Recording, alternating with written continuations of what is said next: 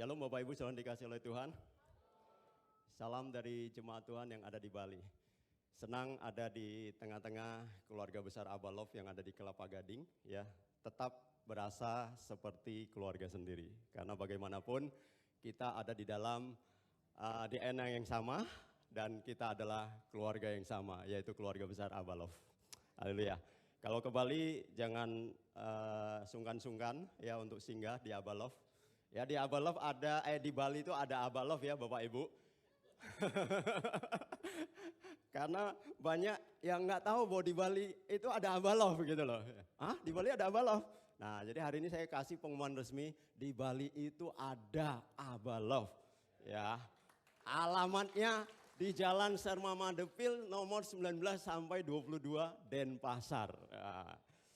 Kalau nanti datang bisa kontak saya ya, nomor telepon saya bisa lihat di bawah ini.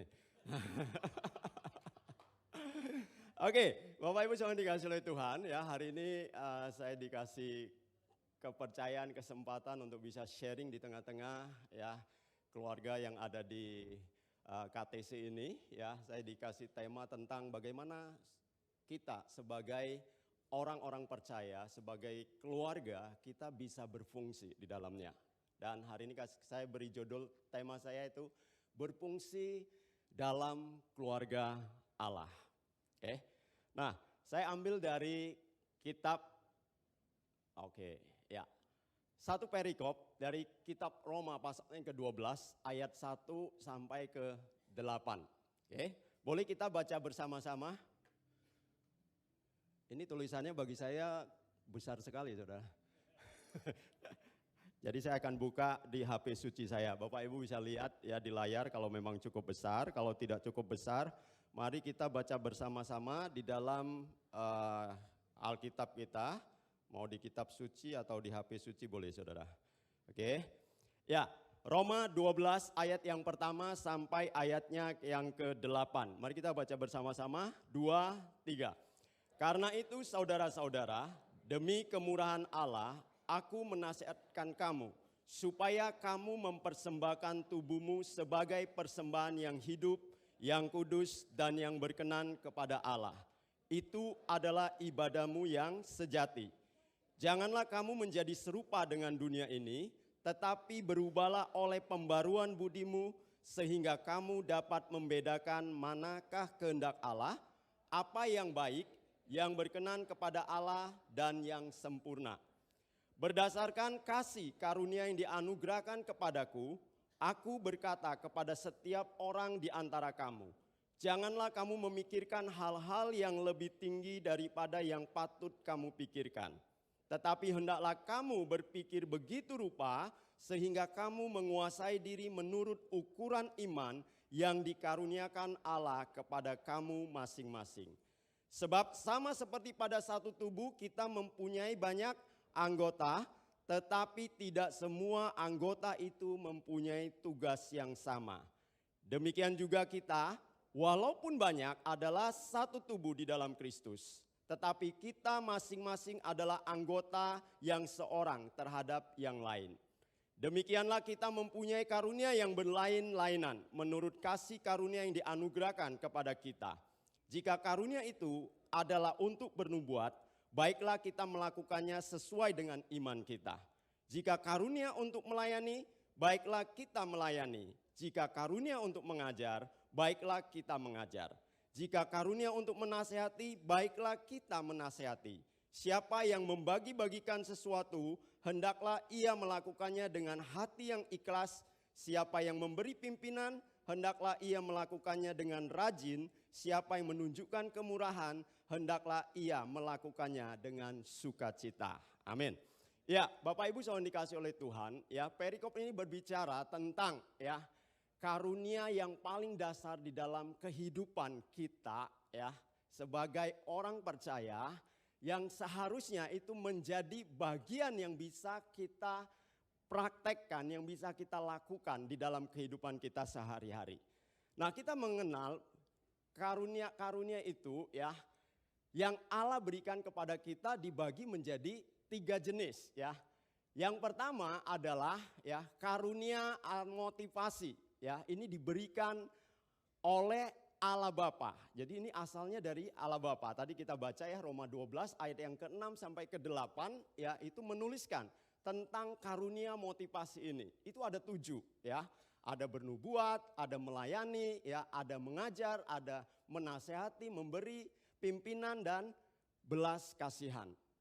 Kemudian yang kedua itu adalah karunia manifestasi Roh Kudus. Ya, ini dikaruniakan atau diberikan oleh Roh Kudus kepada kita. Karunia ini adalah karunia-karunia yang supranatural, ya, tertulis dalam 1 Korintus 12 ayat 7 sampai 11. Ya, ini berbicara karunia hikmat, pengetahuan, iman, kesembuhan, mujizat, nubuat, ya, membedakan roh, kemudian berkata-kata dalam bahasa roh dan menafsirkan bahasa roh, ya. Dan yang terakhir ini dari ya Tuhan Yesus yang disebut sebagai karunia jawatan. Ini ada 5 ya, tertulis dalam Efesus 4 ayat 11 dan 12, yaitu rasul, nabi, penginjil, ya, gembala dan guru. Nah, Bapak Ibu saudara dikasih oleh Tuhan, semua karunia-karunia Tuhan berikan kepada kita ya dengan satu tujuan, ya, supaya kita bisa membangun orang-orang percaya, kita bisa membangun ya jemaatnya Tuhan, ya, artinya membangun tubuhnya Kristus, dan kita bisa melayani komunitas kita ya dengan karunia-karunia yang Tuhan berikan. Jadi bukan untuk sesuatu yang sok-sokan, ya, tujuannya adalah membangun tubuh. Tetapi pertanyaannya adalah ya, kenapa seringkali orang-orang itu ya mereka tidak mau melakukan sesuatu, ya. Mereka hanya sekedar memanasi bangku di dalam ibadah. Mereka tidak mau berfungsi ya di dalam proses ketika mereka menjadi bagian di dalam tubuh Kristus atau di dalam keluarga Allah.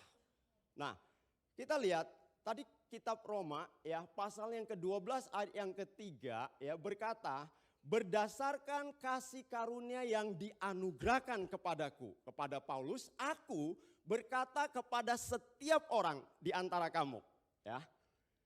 Kata-kata Paulus ini berlaku juga bagi setiap kita yang di tempat ini, karena kita mempercayai bahwa ini adalah firman Tuhan.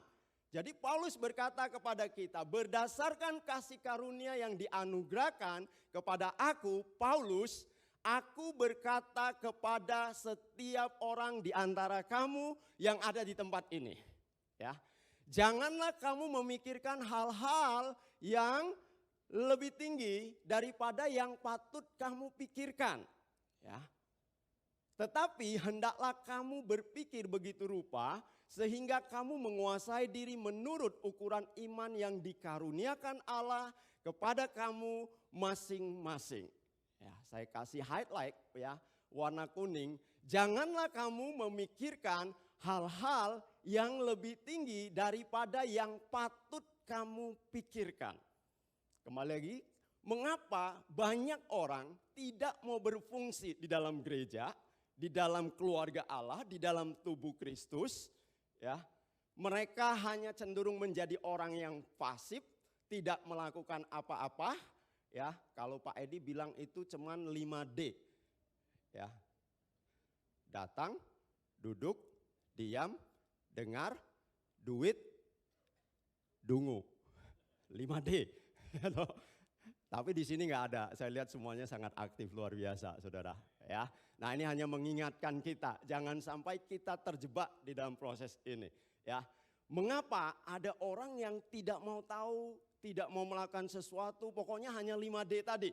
Ya, datang, pokoknya aku hadir aja di ibadah. Ya, di Komsel juga demikian. Pokoknya gue datang aja. Ya, habis itu ya udah, yang lain bukan urusan saya. Oke. Nah, Paulus berkata, janganlah kamu memikirkan hal-hal yang lebih tinggi daripada yang patut kamu pikirkan. Ada orang-orang ya, mereka ingin menjadi sesuatu di luar dari apa yang Tuhan berikan di dalam kehidupan dia. Oke. Mereka ingin menjadi sesuatu di luar dari apa yang Tuhan berikan, yang Tuhan percayakan, karunia yang ada mungkin di dalam kehidupan dia. Sehingga apa? Ya, ini akan menimbulkan ya ketika ya dia tidak mampu melakukan itu atau dia melihat itu menjadi sesuatu yang rasanya terlalu sulit, ya, dia menjadi takut. Akhirnya dia bilang, jangan deh, ya, saya tidak bisa. Ya, ngeri, ya, itu bukan bagian saya. Wah, kalau harus suruh di depan, suruh nyanyi, ya nggak bisa. Napas aja fales apalagi nyanyi, ya toh. Suruh nari nggak bisa. Suruh layanin orang lain, saya kurang pede, nggak bisa ngomong. Oke. Nah, dia lebih melihat ya kepada sesuatu yang dilakukan oleh orang lain, lalu dia berpikir kalau saya harus melakukan itu rasanya tidak mungkin, saya tidak bisa. Inilah ketakutan. Oleh karena apa? Ya, oleh karena dia tidak sadar, ya, atau dia melakukan sesuatu di luar dari apa yang Tuhan karuniakan di dalam hidup dia.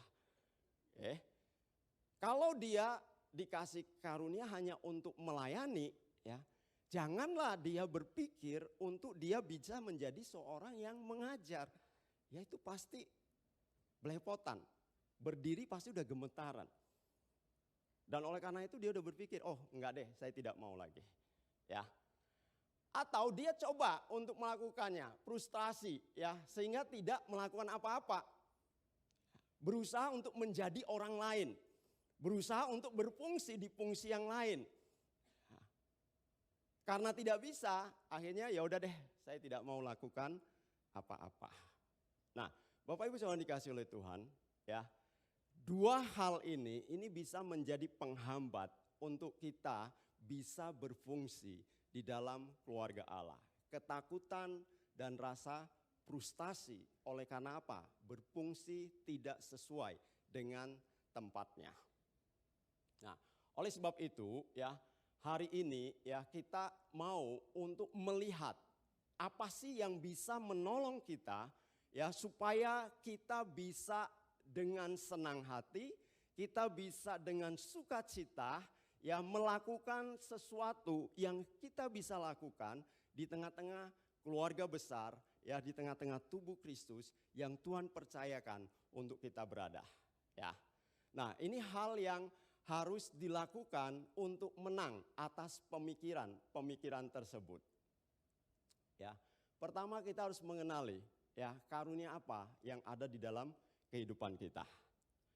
Hari ini saya tidak membahas tentang karunia motivasi atau apapun ya. Tetapi hari ini saya mau mengajak setiap kita untuk kita bisa mengenali. Nanti ciri-cirinya ya saya percaya sebagian besar Bapak Ibu yang ikut di ISC ya kalau masih ada ISC ya di sini ya. Yang ikut di SPK atau apa itu pernah diajarkan tentang karunia-karunia ini. Nah, pertama kita mengenali karunia kita. Oke, demikianlah kita mempunyai karunia yang berlainan menurut kasih karunia yang dianugerahkan kepada kita. Ya, setiap orang punya hal yang berbeda-beda. Ya, jadi jangan kita ya ingin menyamakan satu dengan yang lainnya, tidak bisa, pasti tidak cocok. Ya, di dalam 1 Korintus 12 ayat yang ke-18 juga dikatakan, tetapi Allah telah memberikan kepada anggota masing-masing secara khusus suatu tempat pada tubuh seperti yang dikehendakinya. Ya, setiap kita punya tempat yang khusus. Jadi kita harus kenalin dulu. Nah, mulai dari kita mengenali karunia yang paling dasar. Ya. Kita sebut ini 7 karunia motivasi ini adalah karunia yang paling dasar. Kenapa? Karena 7 karunia ini ya diberikan oleh Tuhan itu ya kepada semua orang.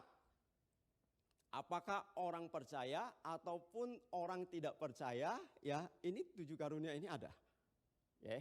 Karena apa? Ini asalnya dari Allah Bapa. Diberikan sejak lahir kepada semua orang karena karunia ini dari Allah Bapa. Sama seperti yang tertulis di dalam Matius 5 ayat 45 bahwa Tuhan itu ya memberikan ya mau panas, mau hujan, mau apa itu sama kepada semua orang.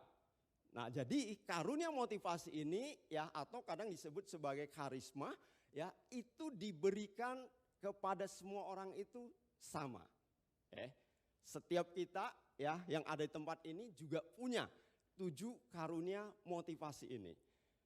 Tapi ya Setiap orang memiliki ya 2 atau 3 yang paling menonjol. Ya, 7-nya ada nggak? Ada. Tapi di antara 7 itu ya pasti ada 2 atau 3 yang menonjol. Saya ambil di dalam Kisah 13 ayat 43, kalau Bapak Ibu baca di sana itu berbicara tentang Paulus dan Barnabas. Ya, mereka mengajar dan menasehati. Berarti ada 2, ya, mengajar dan menasehati yang menonjol, kelihatan. Jadi saya percaya setiap Bapak Ibu yang ada di tempat ini, saudara-saudara semua, pasti ada ke-7 ini, tapi ada 2 atau 3 yang paling menonjol. Apakah itu karunia nubuat? Apakah itu karunia untuk melayani, karunia untuk menasehati, karunia untuk mengajar, memberi pimpinan, belas kasihan, ya itu pasti ada. Paling tidak ya sekalipun karunia kita misalnya yang menonjol itu adalah karunia melayani. Tapi kita pasti masih bisa mengajar. Paling tidak mengajar anak-anak kita, mengajar ya istri bisa mengajar suaminya, ya atau mengajar orang-orang yang dekat dengan kita dengan versi yang paling sederhana. Nah, kita harus menemukan 2 atau 3 karunia yang menonjol yang ada dalam kehidupan kita. Nah, kemudian apa? Karunia-karunia itu diberikan kepada kita supaya apa? Punya kemampuan untuk membangun jemaat, ya, mencapai apa? Kepenuhan Kristus. Jadi walaupun karunia kita itu paling sederhana, ya, tapi itu kalau tidak berfungsi itu tidak lengkap. Ya. Siapa di sini yang senang nyusun puzzle? Puzzle ya. Puzzle itu berupa potongan-potongan. Ketika itu disusun ya dengan rapi sesuai pada tempatnya, ya, maka itu akan menjadi gambar seperti apa yang dimau. Saya punya puzzle di rumah, ya dulu saya khusus beli yang nggak banyak sih, yang 1000 serpihan, 1000, nyusun. Itu selain melatih otak, ya juga menuntut kesabaran dan ketelitian. Waktu berantakan, belum disusun tuh berantakan, enggak jelas ini gambar apa yang akan jadi. Tapi ketika dengan setia diletakkan ya pada posisinya yang tepat, dia akan menjadi satu gambar yang indah. Demikian juga setiap kita, Bapak Ibu yang dikasih oleh Tuhan. Mungkin kamu merasa bahwa kamu enggak berarti, kecil sekali. Ya. Tapi saya harus katakan, ya, kalau tidak ada kamu itu tidak asik. Karena kurang. Ya. Puzzle yang 1000 pieces tadi yang indah, kalau satu aja enggak ada, ompong. Tetap enggak sempurna itu gambar, ada yang kurang. Sekecil apapun itu, kalau itu tidak ada pada posisinya, itu gambar tidak sempurna, tidak lengkap.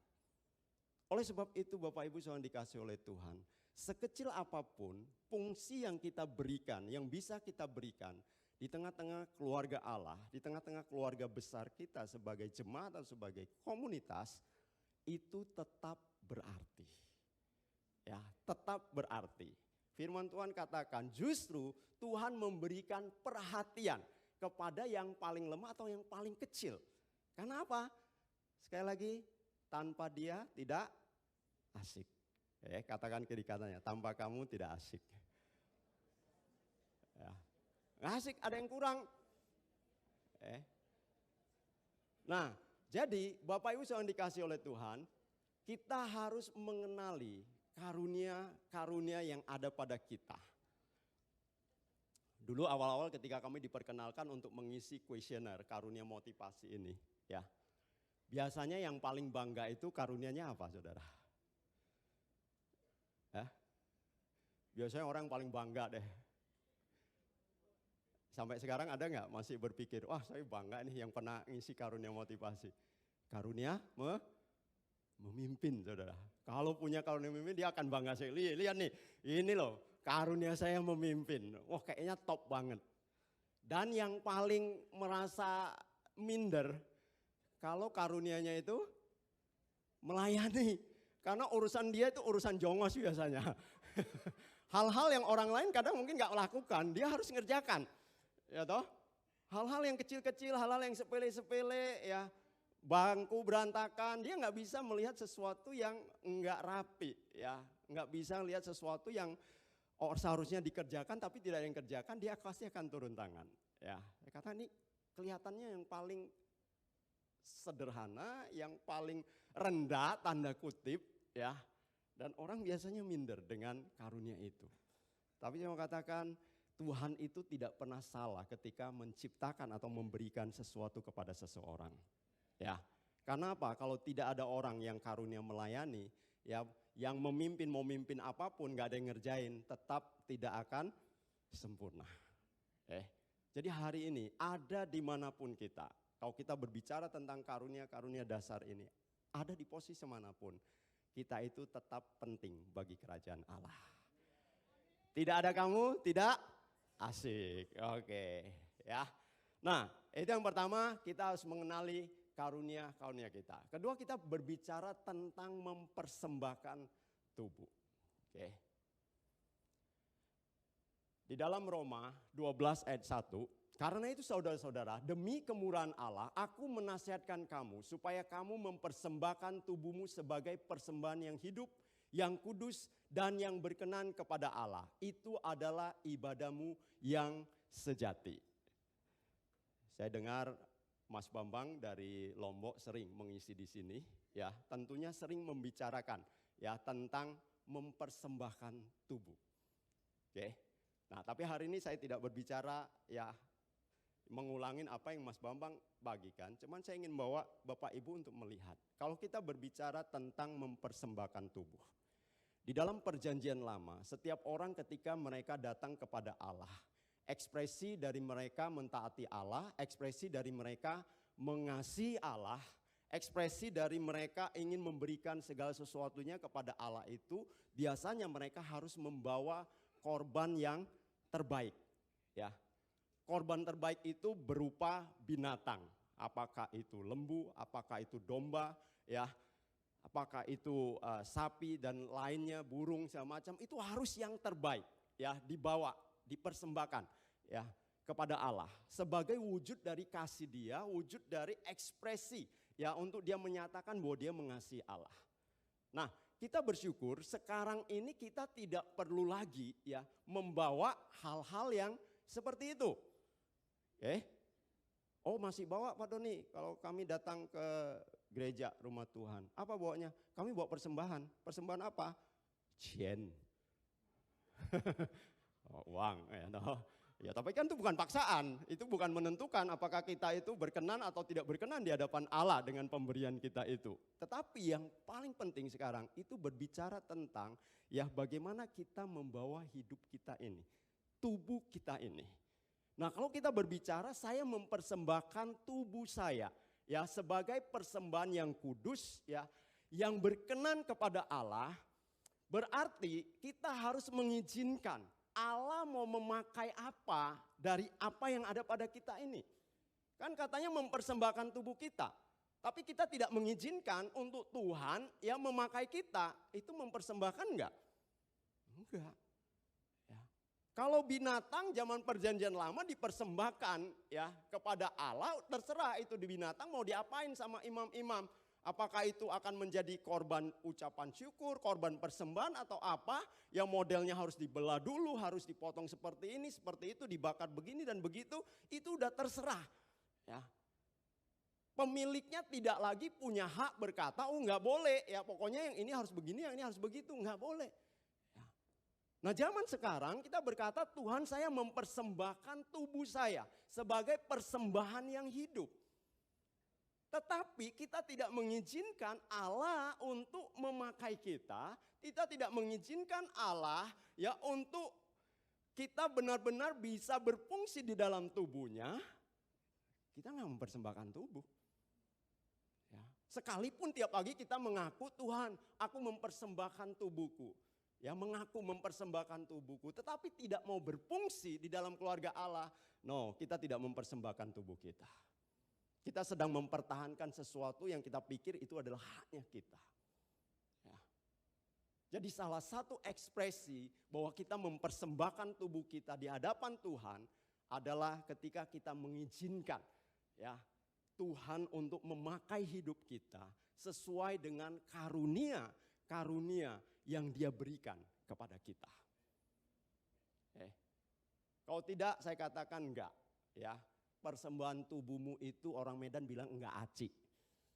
Ya, orang Medan pasti tahu ya, enggak aci itu artinya enggak sah. Ya. Oke, jadi bukan cuma mengaku aja. Mempersembahkan tubuh, tetapi tidak mau melakukan sesuatu. Berarti kita sedang mempertahankan apa yang menjadi haknya kita. Ya. Mungkin kadang kita nggak ngerti apa sih yang kita bisa lakukan persembahkan. Bapak Ibu jangan dikasih oleh Tuhan. Kami punya satu pelayanan di desa. Ya, kalau Bapak Ibu ke Karangasem, ya Pak Hardi sama Ibu, ya Pak Harbi, Harbiandi, ya saya panggil Pak Har. Ya, Pak Har bolak-balik ya Bali Jakarta, jadi jemaatnya nggak jelas. Jelas sih jemaatnya Abalov KTC kalau di Jakarta, ya kalau di Bali Abalov Bali, ya Pak Har dan Ibu pernah ikut kami ya ke desa yang kami layani. Perjalanan sekitar 3 jam dari Denpasar, ya tempatnya itu asik, ya nggak percaya nanti tanya aja deh Pak Har, tempatnya itu asik, ya. Tapi sekarang tempatnya itu panas, kering, ya, sangat tidak asik. Nah, kami coba untuk bagaimana melibatkan jemaat di dalam proses supaya mereka bisa bersama-sama ya melayani proyek ini.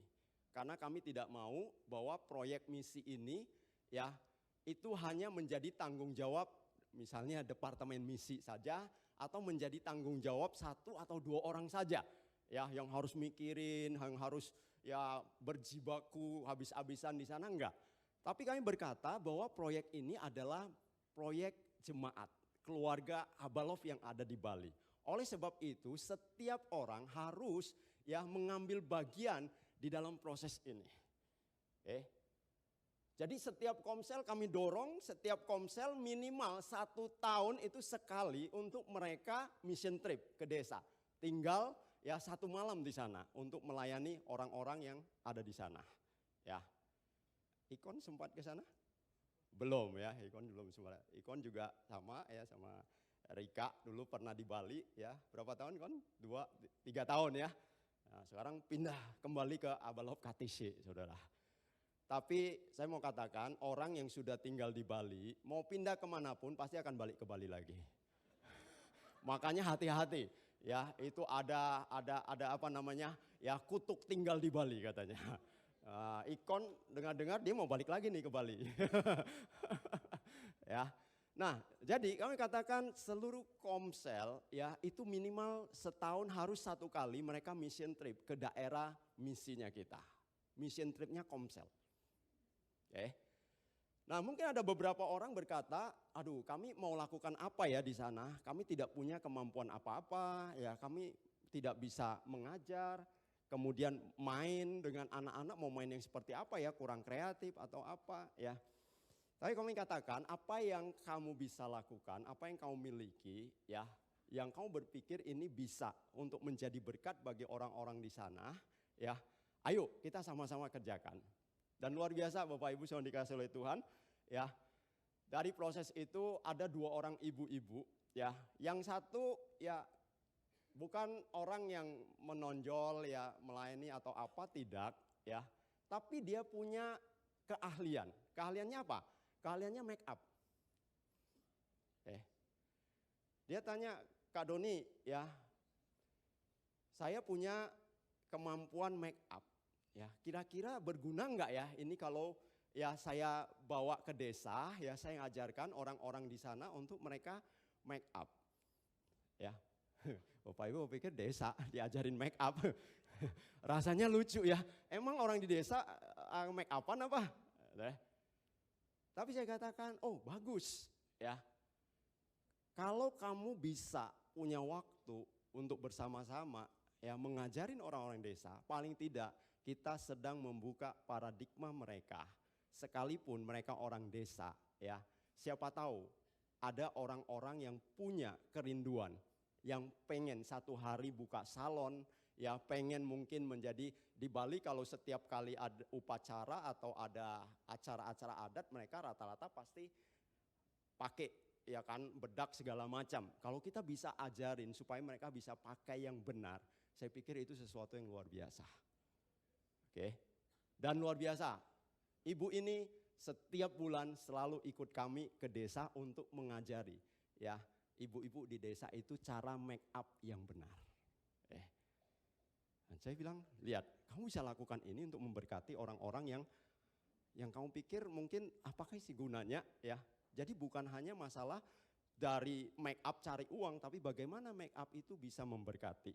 Kemudian ada satu ibu juga sama, ya saya cuma punya kemampuan bisa buat kue, ya memasak dan buat kue. Saya kata ayo ikut ke desa, ajari orang-orang di sana bagaimana cara membuat kue, cara membuat roti, cara memasak. Karena orang desa taunya bikin kue kalau dari singkong, cuman tahu bikin singkong goreng dan singkong rebus. Maaf ya, ini orang Bali ya, yang ada di desa. Pertama kali kami masuk, kami cuman kenal itu namanya singkong goreng dan singkong rebus. Padahal kita tahu singkong itu bisa dibikin macam-macam. Bisa dibikin getuk, bisa dibikin kolak, ya kan, bisa dibikin opak, ya, bisa diolah berbagai macam hal. Mereka cuma tahu kalau diolah, ya rebus dan goreng. Rebusnya juga cuman rebus taruh garam. Padahal direbus dengan yang lebih enak bisa toh, digoreng yang lebih enak bisa toh. Tapi mereka tidak mengerti, ya. Kami ajarkan mereka bagaimana cara mengolah hal-hal yang sederhana yang ada di sana untuk bisa ya berguna, bahkan mungkin kalau satu hari mereka mau jadikan itu sebagai usaha mereka, ya itu memungkinkan untuk dilakukan. Dan tiap bulan sama dengan ibu yang tukang make up ini tiap bulan selalu ikut kami, ya.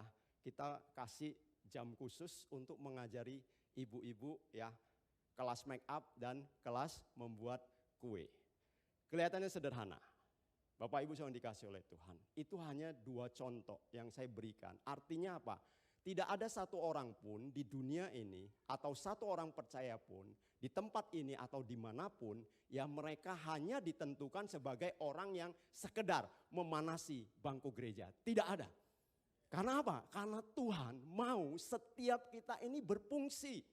Ya, semua kita ini harus berfungsi walaupun ada di bagian yang paling kecil sekalipun, yang paling sederhana sekalipun, yang mungkin paling tidak dinilai sekalipun, tetapi Tuhan melihat itu dan nilainya itu sama di hadapan Tuhan. Oke. Jadi saya mau dorong Bapak Ibu soal di tempat ini, mari. Ya, kalau kita berbicara Tuhan saya mempersembahkan tubuh saya, maka saya harus siap ya untuk Engkau pakai. Dimanapun Tuhan mempercayakan saya untuk saya lakukan apa yang menjadi bagian yang Tuhan beri atas hidup saya. Kemudian yang kedua adalah merubah pola pikir kita, mindsetnya kita. Ya, Roma 12 ayat yang kedua jelas berkata, janganlah kamu menjadi serupa dengan dunia ini, tetapi berubahlah oleh pembaruan budimu sehingga kamu dapat membedakan manakah kehendak Allah, apa yang baik, yang berkenan kepada Allah dan yang sempurna. Ya, kita harus berubah ya. Perubahan paradigma kita ini harus terus-menerus terjadi ya untuk bisa benar-benar mengerti proses di dalam kita mempersembahkan hidup kita ini kepada Tuhan. Karena godaan-godaan itu akan selalu ada ya. Distorsi-distorsi atau hal-hal yang bisa mengganggu ya mengganggu sesuatu yang kita pikir, kita yakin ini kita lakukan itu mencoba untuk mengalihkannya. Oleh sebab itu kita harus selalu memperbaharui ya paradigma kita, pemikiran kita, supaya apa? Supaya kita tahu bahwa yang saya lakukan, yang saya kerjakan itu adalah hal yang berkenan kepada Allah. Bahkan sesuatu yang sempurna di hadapan Allah. Oleh sebab itu Bapak Ibu saudara dikasihi oleh Tuhan, izinkanlah firman itu untuk mempengaruhi, menguasai kehidupan kita. Seringkali kita berpikir, apa sih untungnya saya membaca, saya merenungkan firman Tuhan. Kami di Denpasar, Abalop Denpasar, ini sudah tahun yang ke-7, ya, jemaat itu katam baca Alkitab. Tahu katam?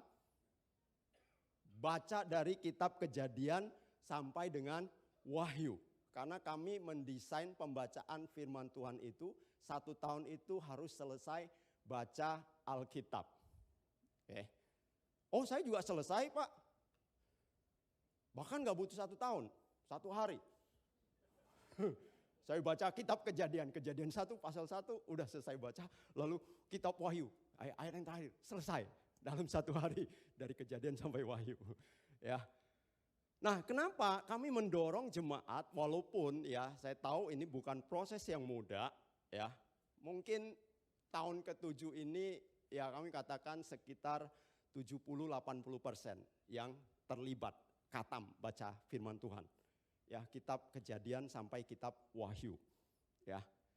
Karena apa? Firman itulah sesuatu yang sangat-sangat murni ya, yang bisa memberi makan pikiran kita ya dengan hal-hal yang benar yang daripada Allah. Kelihatannya sederhana. Apa sih artinya baca? Ya maaf Bapak Ibu yang dikasihi oleh Tuhan. Saya 1 hari ya dulu awal-awal bertobat ya baca Alkitab ya selesai ya katam. Bahkan sebelum bertobat saya sudah mulai baca Alkitab karena pengen tahu aja. Kita udah bertobat, ya udah selesai. Tapi dengan jalannya pertobatan, ya kelihatannya udah biasa. Ya baca Alkitab hanya yang penting aja, hanya yang perlu saja. 1 perikop, apalagi kalau mempersiapkan firman, ya itu baca Alkitab. 1 hari, ya ketika saya sekitar tahun 2004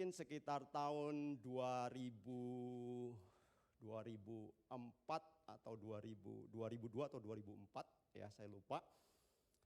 Saya sedang mau nunggu ferry untuk nyebrang, ya waktu itu mau nyebrang ke Lombok, nunggu ferry, ya saya duduk di tempat orang nunggu, lalu di samping saya ada seorang bapak-bapak duduk, ya, terus saya duduk asik bengang-bengong, celingukan, lihat kiri dan lihat kanan, tapi bapak di sebelah saya lihat dia asik sekali. Dia membaca, ya kan. Saya penasaran, Bapak ini baca apa? Tahu Bapak Ibu dia baca apa? Bukan Alkitab. Mereka setia untuk melakukan itu. Lah kamu loh yang udah jelas-jelas tahu bahwa Alkitab itu adalah firman Tuhan. Dan Alkitab itu adalah Allah itu sendiri. Ya, Yohanes 1 ayat 1. Pada mulanya adalah firman. Firman itu bersama-sama Allah. Firman itu adalah Allah. Nah, kamu tahu firman itu adalah Allah itu sendiri. Lalu kamu tidak bergaul dengan dia.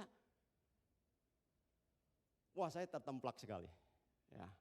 Akhirnya kami memutuskan untuk kita harus mulai dengan hal yang baru. Mulai dari kami ya. Kemudian baru 7 tahun terakhir kami memutuskan ya jemaat harus bersama-sama untuk membaca itu. Ya, kadang bisa 4 pasal, 3 pasal. Tapi kalau cuma baca-baca aja ngapain? Ya Bapak Ibu saudara dikasihi oleh Tuhan, saya percaya yang namanya kita membaca Alkitab itu tidak akan ada yang sia-sia. Ya, tidak ada yang sia-sia. 1 hari seorang anak lihat kakeknya tiap pagi baca Alkitab. Ya. Terus cucunya ini berkata kepada kakeknya, "Kek ngapain sih tiap hari kakek baca Alkitab?" Ya, saya lihat tidak ada itu yang berubah. Ya, hidup kita sama aja begini-begini aja. Ya.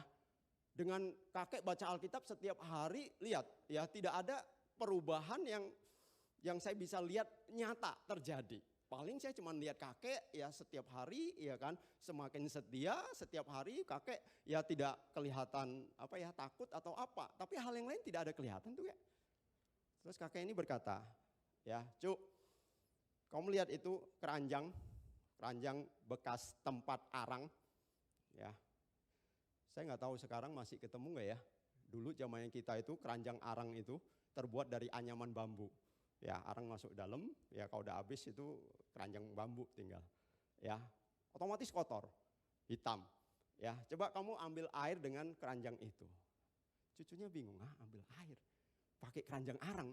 Ini bukannya pekerjaan sia-sia. Kakeknya bilang enggak, kamu ambil air aja. Ya, cucunya ambil air, angkat, nggak ada air. Ya pastilah nggak dapat air toh. Ini keranjang bambu, nggak mungkin bisa isi air. Sekali, 2 kali, 3 kali, cucunya bilang kayak sia-sia, nggak mungkin saya bisa ambil dengan keranjang bambu ini. Kakeknya bilang kamu ambil aja air, ciduk aja terus. Ya, setelah itu kakeknya lihat. Kamu lihat, adakah sesuatu yang terjadi dengan keranjang itu? Ya, cucunya baru sadar, keranjang itu bersih.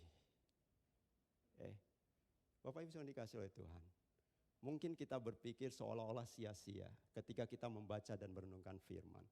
Tetapi tahukah, kita sedang mengalirkan air-air yang bersih itu di dalam diri kita. Untuk membersihkan pikiran kita dari pikiran-pikiran yang salah. Mindset-mindset yang salah. Membersihkan hati kita dari kotoran-kotoran yang mungkin selama ini kita simpan di dalam hidup kita. Tapi ketika kita membaca dan merenungkan firman itu setiap hari, percaya deh ya, akan ada satu waktu nanti engkau akan melihat bagaimana firman itu benar-benar nyata bekerja atas kehidupan kita. Seharusnya kita malu ya, kita punya kesempatan yang demikian luar biasa, membaca firman Allah tidak dilarang. Bisa dibeli di mana? Bebas. Di HP bisa di-download ya, dengan demikian gampang. Tapi ada negara-negara tertentu mereka tidak mendapat kesempatan ini. Di Cina hari-hari ini ya, dulu kita mendengar sudah ya, di Cina ya Alkitab dilarang segala macam, tapi orang tetap menyelundupkan Alkitab ya supaya bisa dinikmati oleh orang percaya. Strategi ya pemerintah Cina sekarang berubah. Mereka tidak melarang ya, tetapi mereka mengubah. Mengubahnya apa? Mereka menerjemahkan Alkitab sesuai versi pemerintah. Versi pemerintah artinya apa? Hal-hal yang berkaitan dengan ketuhanan Yesus, segala macam itu diganti total semua. Ya, dengan tujuan apa? Menghambat supaya keyakinan kepada Kristus itu bisa hilang. Mereka tetap jadi orang Kristen. Ya, tetapi mereka tidak percaya lagi bahwa Yesus itu adalah Tuhan. Nah, jadi bersyukurlah Bapak Ibu yang dikasih oleh Tuhan. Sekarang kita belum dilarang, Alkitab kita belum diintervensi ya sama pemerintah untuk dirubah ini dan itu. Kita masih bisa menikmati, kita masih bisa dikasih kebebasan untuk membaca dan merenungkannya. Pakai kesempatan yang luar biasa ini untuk membangun hidup kita.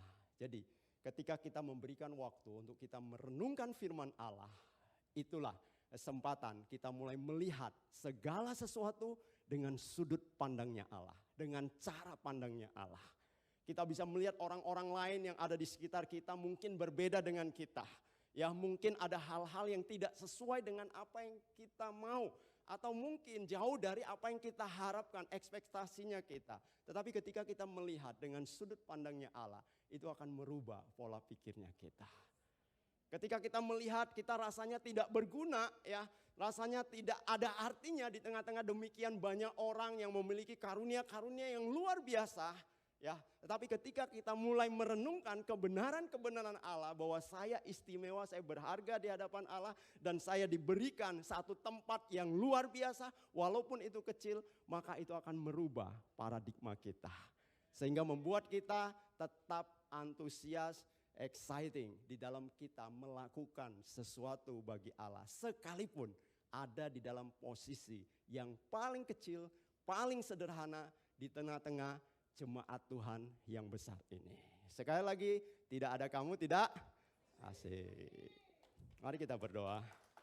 Robotik, wisawan.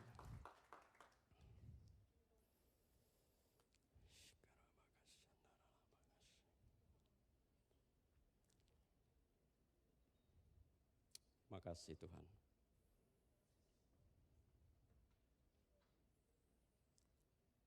Makasih Bapak. Kira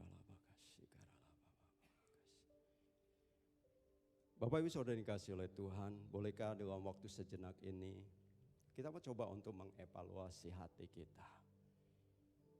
Kita coba untuk belajar jujur di hadapan Tuhan. Orang lain mungkin tidak tahu. Tetapi Tuhan tahu yang terdalam yang ada di dalam hati kita. Hari-hari ini mungkin kita berpikir, saya malas untuk melakukan sesuatu, kan sudah ada orang lain. Saya tidak mampu, saya tidak bisa. Itu bukan menjadi bagian saya. Dan akhirnya membuat kita menjadi orang-orang yang pasif, yang diam, yang tidak melakukan apa-apa di tengah-tengah keluarganya.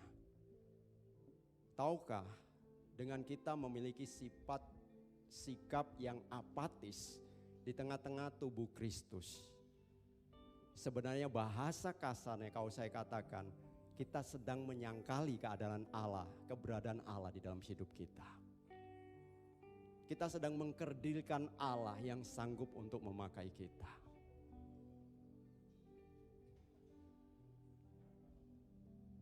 Hari ini biarlah kita sama-sama mau berkata kepada Tuhan, Tuhan ampuni saya Tuhan. Ampuni saya.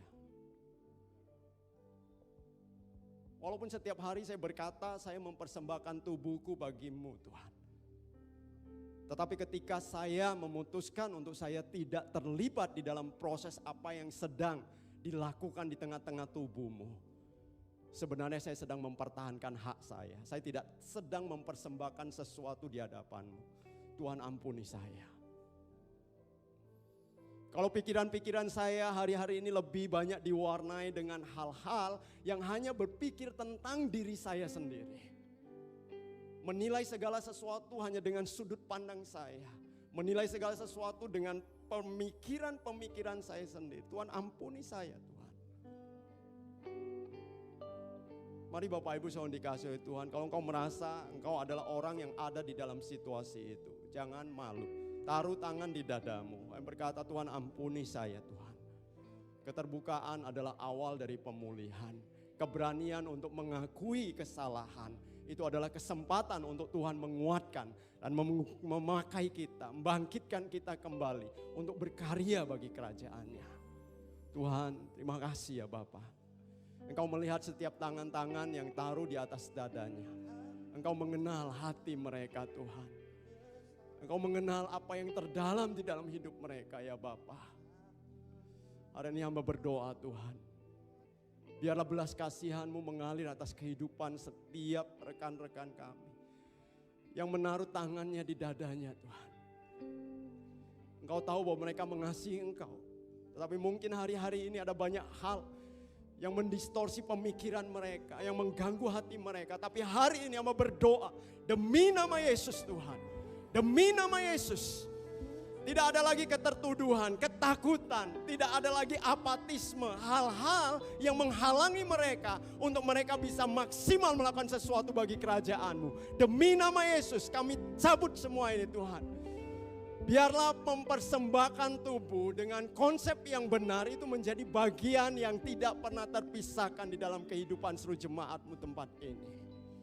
Perubahan pikiran yang terus-menerus diperbaharui oleh karena kebenaran-kebenaran firman Allah itu yang akan terus bekerja di dalam pikiran setiap kami yang di tempat ini. Demi nama Tuhan Yesus kami mempercayai tidak ada perkara yang mustahil bagi Engkau. Karena Engkau Allah adalah Allah yang mungkin untuk segala sesuatu. Hanya Engkau membutuhkan keberanian kami untuk terbuka di hadapan-Mu. Keberanian kami untuk menyerahkan segala sesuatunya kepada Engkau. Dan hari ini Tuhan, kami memutuskan untuk kami mau mempersembahkan seluruh hidup kami. Mempersembahkan seluruh keberadaan kami, talenta kami, karunia-karunia Allah berikan kepada kami. Hanya untuk membangun tubuh-Mu, melayani keluarga-Mu, dan menjadi berkat di tengah-tengah jemaat dan komunitas Tuhan. Terima kasih Bapa.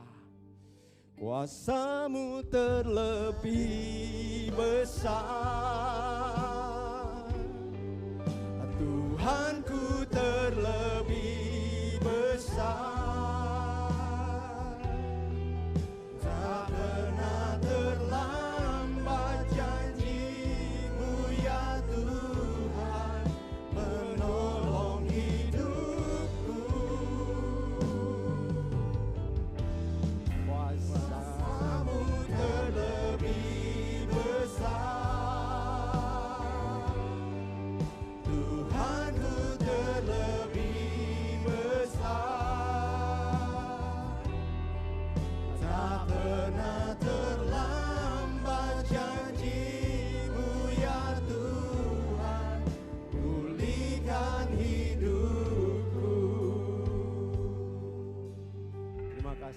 Bolehkah kita katakan bersama-sama dengan iman, ref daripada lagu ini, dengan kita bangkit berdiri di hadapan Tuhan.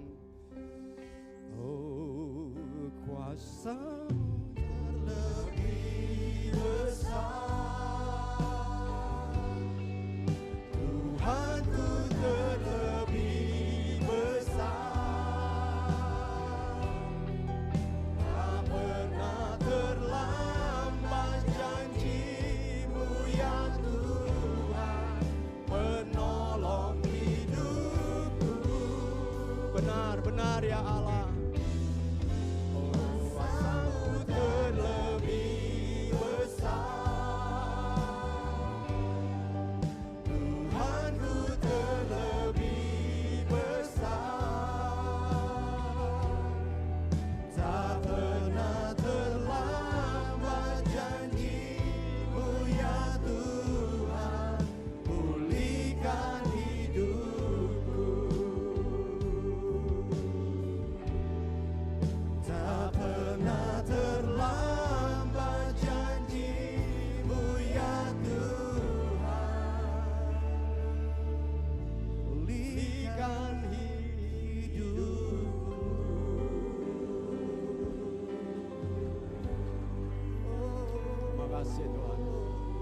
Terima kasih Bapak.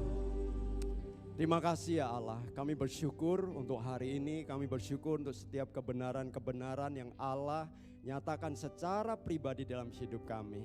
Kerinduan hati kami mau menjadi orang-orang yang bijaksana, mendengar dan melakukannya. Terima kasih ya Allah. Kami percaya kekuatan kasih karunia Allah memampukan kami untuk kami terus berkarya bagi kerajaan-Mu. Demi nama Tuhan Yesus kami berdoa. Amin. Terima kasih, Tuhan Yesus berkati kita semua.